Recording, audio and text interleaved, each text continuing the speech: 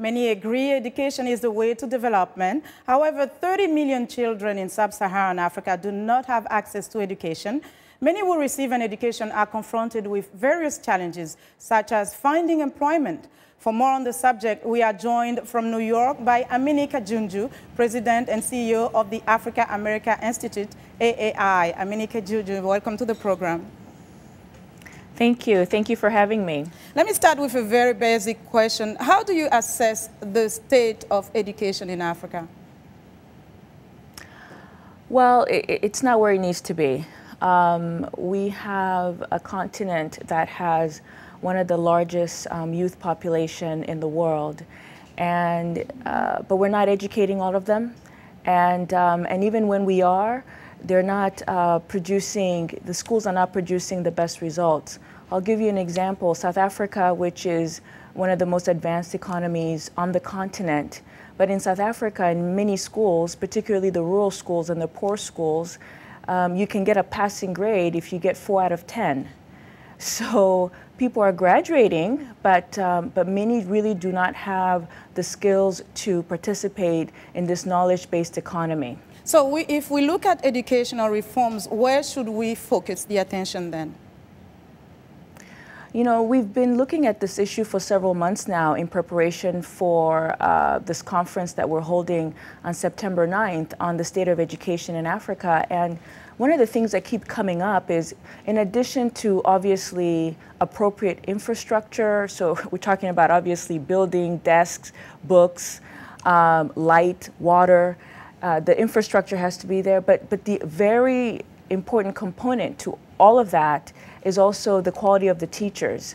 Teachers have to be supported, teachers have to be well paid, teachers have to be well trained, and we need millions and millions of teachers to enter the school system so that they can educate the next generation of Africans. The statistics say 30 million children do not have access to education. So obviously, access to education is a major challenge. What about staying in school? Because we see a lot of children that are dropping out of schools once they are in school. What do you make of it? The dropout rate, typically, and this is true anywhere in the world, even in the United States, the dropout rate is typically as a result of young people feeling that education doesn't have a connection to their future, and that whatever they're learning at school, they will not be able to use later on, or they don't really see a job connected to what they're learning in school. And that's always very unfortunate, and it's part of the educational system to help students, and of course also parents. Educators and parents help students understand that staying in school and learning all you can is really going to prepare you for your life and for your career. And so access to schooling is important, but also once you get to school, that education has to be of quality. We hear a lot about the need to create more businesses and entrepreneurship in Africa. So then when some, you mentioned it, when some students hear that, you know, they think they can succeed without going to school, should we change the discourse in terms of how we approach the need for investment and businesses? What should we say so that students understand that you can be successful after getting an education? Yeah, and this is why, you know, one of the topics that we'll be discussing on September 9th is related to vocational and technical training. I think what we also need to include as part of the education conversation is that, you know, you have the skills that one has to know, the math, the sciences, you know, literature, and sometimes, you know, a young person may not see a connection to a job.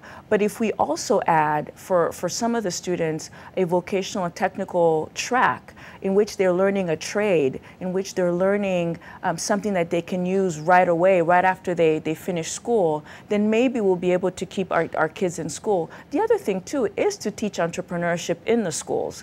I think, you know, one of the things that we have on the African continent is that you're pushed to go to school, which is important, but we're not really encouraged to be entrepreneurs. And I think we need to introduce the entrepreneurial sort of curriculum very early on to give students the sense that you can create a business and that can then create jobs for other people.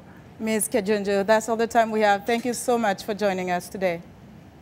Thank you. Thank you for having me. And that was Amini Kajunju, President and CEO of the Africa America Institute, joining us from New York.